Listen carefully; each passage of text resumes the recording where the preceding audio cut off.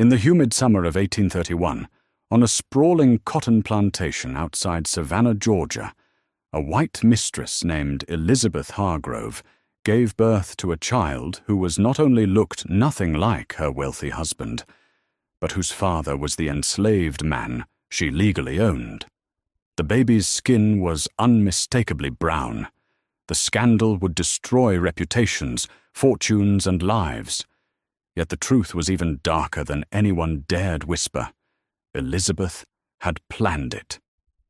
Welcome to Against History, the channel that drags the forbidden stories of the past into the light, no matter how uncomfortable. Tonight, we uncover one of the most explosive secrets of the antebellum South. Her husband's money, her slave's child. Imagine a world where a single drop of blood could ruin an empire built on cotton and cruelty. That world existed in 1831 Georgia, and at its center stood 29-year-old Elizabeth Reeves Hargrove, beautiful, educated, and trapped. Her husband, Colonel Thomas Hargrove, was 47, twice widowed, and one of the richest men south of the Carolinas. He owned 3 out of 12 enslaved people, 4,000 acres, and a reputation as cold as the marble tombstone he'd already ordered for himself. To him, Elizabeth was the final ornament of his success, a delicate Virginia girl with porcelain skin and a dowry large enough to buy another 100 slaves. But Thomas had not touched his young wife in over 2 years. A riding accident in 1828 had left him impotent and furious about it. He compensated with whiskey, younger mistresses in Savannah brothels, and public displays of piety at Christ Church every Sunday, always with Elizabeth on his arm, smiling like a porcelain doll. Elizabeth smiled. Behind the smile, she burned. She had grown up reading forbidden novels smuggled from France, stories of women who seized power in a man's world. While Thomas counted bales of cotton, Elizabeth counted something else. Days until his heart gave out, months until she inherited everything, and the unbearable nights alone in a bed that felt like a coffin. Then, in the spring of 1830, she noticed Josiah. Josiah was 25, tall, broad-shouldered, born into slavery on the Hargrove plantation. His mother had been the colonel's cook. His father, rumor said, was the colonel himself, a rumor Thomas had silenced with a horsewhip years earlier. Josiah could read, taught secretly by Elizabeth's own maid. He could cipher, and he had eyes that saw everything. One evening, as lightning bugs rose over the rice fields, Elizabeth summoned him to the big house under the pretense of repairing a broken clock in her private parlor. The door closed. The house slaves pretended not to notice. And in that locked room, with the portrait of Colonel Hargrove glaring down, Elizabeth made a decision that would change history. She didn't want love. She wanted a child, an heir who would inherit everything when Thomas died. But more than that, she wanted revenge. A child whose very existence would prove her husband's bloodline was worthless, whose skin would mock every law the South held sacred. And Josiah? He had no right to refuse. The first time it happened, thunder cracked so loud the windows rattled. Elizabeth told herself it was God approving her sin or punishing it. She didn't care which. Josiah stood in the doorway of her bedroom, hat in hand, eyes on the floorboards the way every slave was taught. She locked the door, turned the key twice, and slipped it between her breasts. "You can say no," she lied. He looked up then. In the candlelight, she saw something harder than fear. Calculation. Josiah had watched men and women sold away for looking at a white woman too long. He knew the penalty for what she was asking was death by slow torture. But he also knew something Elizabeth had only begun to understand. Power sometimes wears a woman's face. He stepped forward. Afterward, she paid him in secrets instead of coin. She taught him French phrases from her forbidden books, let him read the Savannah newspapers before they were burned, whispered which overseer took bribes, and which field hand was planning escape. In return, he came when the house slept, silent as a shadow across the moonlit gallery. By Christmas 1830, Elizabeth knew she was pregnant. She waited until Easter Sunday to tell her husband. They were riding home from church in the open carriage, Thomas drunk on communion wine and self-satisfaction, waving to his tenants like a king. Elizabeth pressed her gloved hand to her stomach and said sweetly, "The Lord has finally blessed us, darling. I felt the quickening this morning." Thomas Hargrove almost dropped his silver-tipped cane. For one heartbeat, joy flashed across his face. The next, suspicion. He stared at her waistline, still flat beneath whalebone and silk, then at her face. She met his eyes without blinking. That night he summoned the doctor from Savannah. Old Dr. Habersham poked and prodded, declared the pregnancy healthy, and congratulated the colonel on his remarkable vigor. Thomas paid him double, and told no one the man had privately warned that the child was already 4 months along. Impossible unless... Thomas began counting backward on his fingers stained with tobacco. Elizabeth watched him do it and smiled the smallest, coldest smile. The colonel's rage was quiet at first, the way a cottonmouth slides into still water. He stopped drinking in public. He dismissed 2 house girls who giggled too much. He rode the fields at dawn with a new bullwhip coiled on his saddle. Every slave felt the change.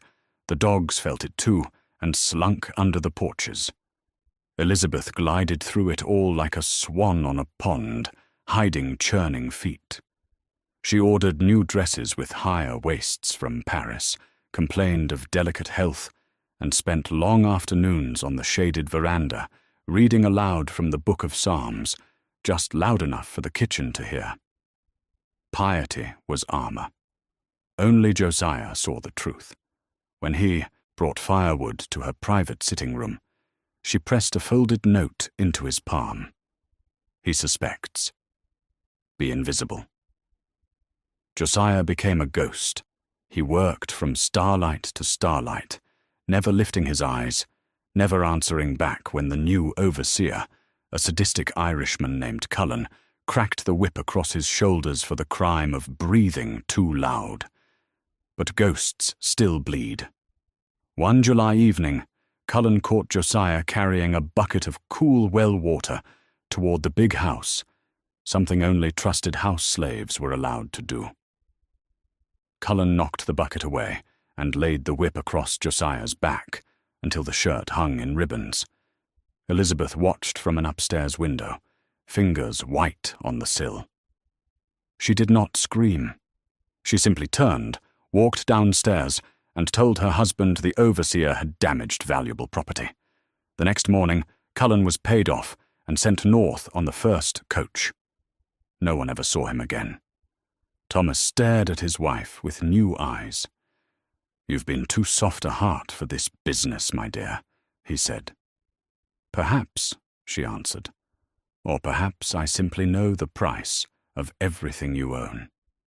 That night, Thomas locked her bedroom door from the outside for the first time. Elizabeth waited until the house was asleep, slipped the spare key from beneath a loose floorboard, and walked barefoot down the back stairs. She found Josiah in the stable loft, shirtless, wounds still open. Without a word, she cleaned the cuts with turpentine and wrapped them in strips torn from her own petticoat. He finally spoke. "If that baby comes dark, they'll hang me from the big oak before breakfast."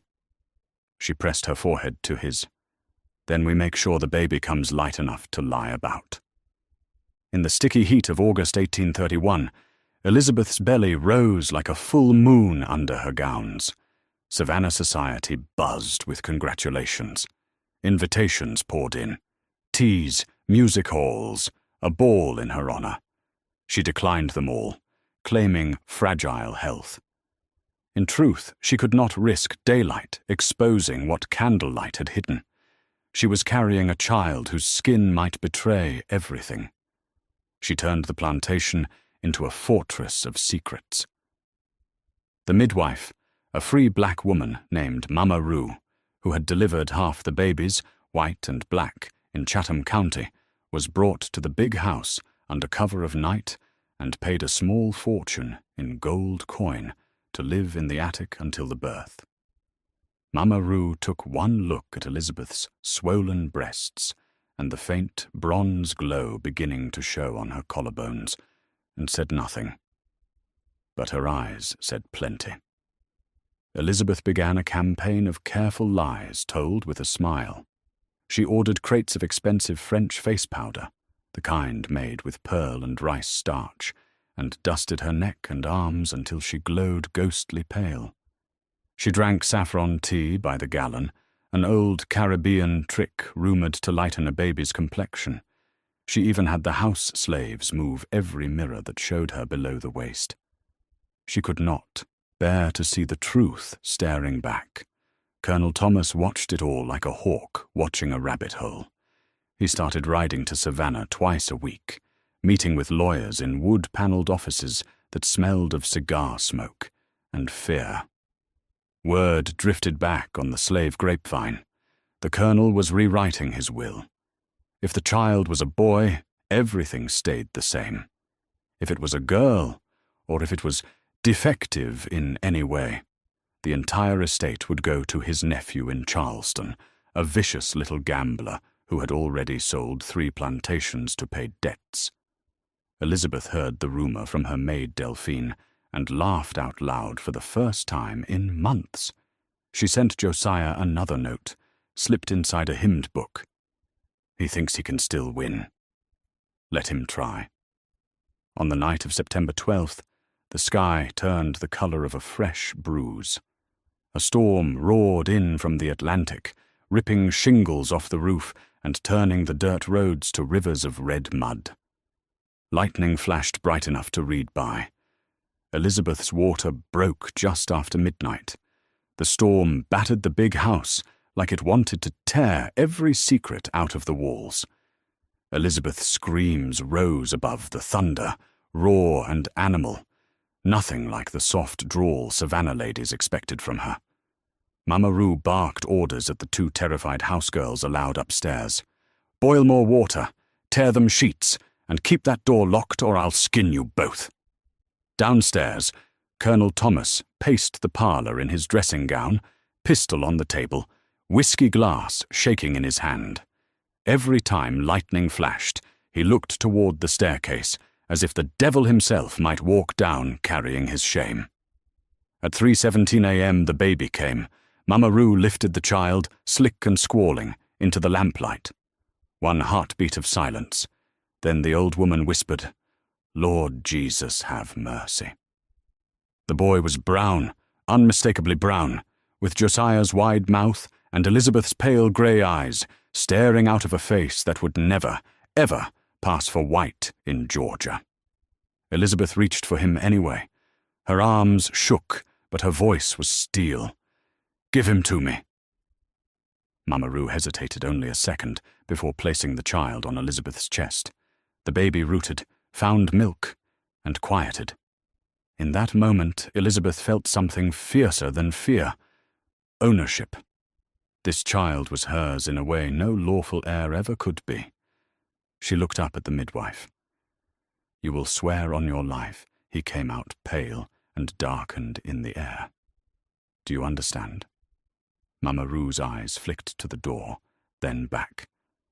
"Money talks louder than oaths, Miss Elizabeth, but blood talks loudest of all." Elizabeth reached under her pillow and pressed a leather pouch, heavy with Spanish gold, into the woman's hand. "Then let the blood stay quiet." At dawn the storm broke. Pale sunlight crept through the shutters like it was afraid to look. Colonel Thomas climbed the stairs slowly, boots creaking on every step. The house slaves scattered like quail. He pushed open the bedroom door and stopped dead. Elizabeth sat propped against lace pillows, hair combed, face powdered white as bone. In her arms lay a bundle wrapped in the finest christening gown money could buy. She tilted the baby just enough for the Colonel to see a tiny red face, flushed pink from crying, capped with a wisp of light brown hair. For one terrible second, Thomas's eyes searched for the lie. Elizabeth met his stare and smiled the sweetest, deadliest smile of her life.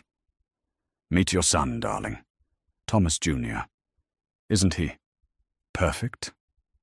Colonel Thomas stepped closer, boots leaving muddy prints on the Persian rug. He leaned over the bed, breath sour with last night's whiskey, and peeled back the lace just enough to see the baby's face in full morning light. The child was flushed deep rose from crying, skin still slick with vernix. The cap hid the hair. The eyes, those treacherous grey eyes, were shut tight. For 5 full seconds the only sound was the drip of rainwater from the eaves. Thomas straightened. His hand hovered as if to touch the infant, then dropped. "Perfect," he repeated, voice flat as a tombstone. Elizabeth never blinked. "Dr. Habersham will confirm it when he arrives this afternoon. He'll say the baby took after your grandmother Reeves.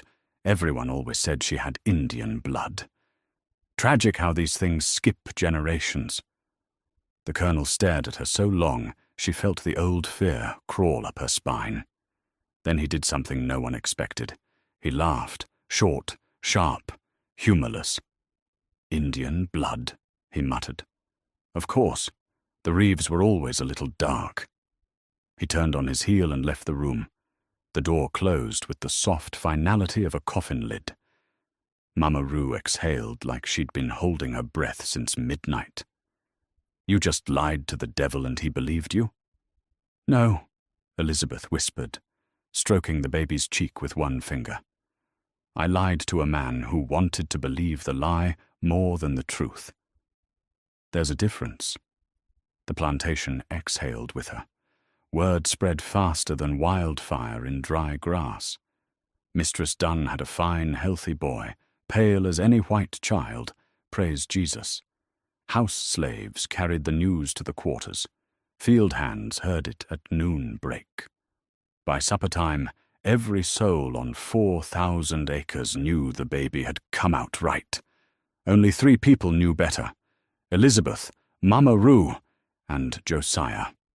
He heard it while patching a levee in the rice field, knee-deep in black water. A little girl no older than 10 ran up, shouting, "It's a boy, and he white, Josiah! He white!" Josiah kept his eyes on the mud and said nothing. But that night, when the frogs were loudest, he stood at the edge of the yard, staring up at the big house, windows glowing gold. He stayed until the lamp in the nursery went dark. Inside that nursery, Elizabeth rocked her son and named him, not Thomas Jr., but Gabriel, after the angel who blows the trumpet at the end of the world. For 6 perfect weeks, the Hajnap lie held. Gabriel nursed like a champion, slept through the heat of the day, and grew pinker and fatter under the doting eyes of Savannah's finest families. Ladies came in carriages with silver rattles and lace caps, cooing over the miraculous Reeves complexion. Colonel Thomas stood beside the cradle like a proud rooster, accepting cigars and congratulations, telling anyone who would listen that his grandfather had married a Cherokee princess. The story grew with every telling. Elizabeth played the exhausted, blissful mother to perfection. Behind closed doors, she counted days the way prisoners count scratches on a wall. She knew the powder and the dim nursery lamps could only hide so much. By late October, Gabriel's hair had begun to curl tight, his skin settling into a warm golden brown that no amount of rice starch could bleach. Strangers still called him fair. But the house slaves had stopped pretending. They called him Lil Master, with straight faces and terror in their eyes. Then came the night everything cracked open. Colonel Thomas had ridden to Augusta on business, planning to be gone a week. At 2 a.m, Elizabeth woke to the sound of hoofbeats on the Shell Road. One horse, riding hard. She lit a single candle and waited. Thomas burst into her bedroom, still wearing his muddy greatcoat, eyes wild, a folded newspaper crushed in his fist. He slammed it on the dresser. The Savannah Republican, dated 2 days earlier. Front page below the fold, a small advertisement placed by an abolitionist printer up north. Reward: $500 for information leading to the capture of a mulatto house servant named Josiah, property of Collor T. Hargrove of Chatham County, believed to have fathered a child upon the person of the colonel's wife. Child born September 1831. Answers to the mark of a whip on back, dead or alive. Elizabeth felt the blood leave her face. Thomas had not written the ad. Someone else had done it to destroy him. But the damage was done. By noon tomorrow, every tavern and courthouse in Georgia would be laughing at Colonel Hargrove's cuckold horns. He spoke very softly. "Pack your trunks. You and that bastard leave for New Orleans before sunrise. I'll give you $500 and a ticket on the first packet boat. After that, you're dead to me." Elizabeth lifted her chin. "And if I refuse?" Thomas pulled the pistol from his belt and laid it beside the newspaper. "Then Mama Rue will swear the child came too dark and had to be put in the river. Your choice." Elizabeth looked at the pistol, then at the sleeping baby in the cradle. She laughed, one short, bright sound that made Thomas flinch. "You still don't understand, do you?" she said. "The child leaves with me, and so does every cent you own." Before he could speak, she pulled a thick packet of papers from beneath the mattress. Thomas's new will, the one leaving everything to his Charleston nephew, now covered, in fresh ink. At the bottom, in Thomas's own drunken scrawl from the night Gabriel was born, was a single line he'd added in a moment of pride. "I acknowledge the child born to my lawful wife Elizabeth on 12th September 1831 to be my son and heir, Thomas Gabriel Hargrove." He had signed it. 2 house servants had witnessed it. Elizabeth had stolen it from his desk the next morning and hidden it ever since. Thomas stared at the document like it was a cottonmouth coiled on his pillow. Elizabeth kept talking, calm as Sunday service. "Tomorrow I ride into Savannah with Gabriel. If anything happens to either of us, if I slip on the stairs, if the baby catches a fever, if Josiah is found hanging from that oak, these papers go straight to the Superior Court. Your nephew gets nothing. Your name becomes the joke of the South, and every slave on this place will be sold at auction to pay the scandal taxes, because no bank will lend a dime against a ruined estate." She stepped closer, close enough to smell the whiskey and terror on him. "Or you can smile, keep drinking your bourbon, and die of the heart attack you've been courting for years. When you do, Gabriel inherits everything. I run it until he's 21. And you, darling, get to stay the proud father who sired a son on a 29-year-old wife after everyone thought you were finished. Your reputation intact, my future secure." Thomas's hand trembled above the pistol. He did not pick it up. By sunrise he was gone, riding north, supposedly to Charleston, to settle family business. He never came back. 3 months later, word arrived that the colonel had dropped dead in a Savannah tavern, clutching his chest outside a brothel on Bay Street. Elizabeth buried him with full military honors. She wore black for exactly 1 year. Then she put Gabriel in the master's cradle, moved Josiah into the big house as steward, and ran the plantation better than her husband ever had. The cotton bales grew fatter, the debts disappeared, and no one in Savannah ever dared ask why the young master's skin darkened every summer, or why his grey eyes looked so familiar. Some secrets, when guarded by money and power, stay buried deeper than any grave. This is against history, where we tell the stories the textbooks burn. If you want more forbidden truths dragged into the daylight, hit that subscribe button, ring the bell, and join the rebellion against silence. We'll see you in the next one, when we uncover what really happened when a Louisiana nun fell in love with a pirate in 1840.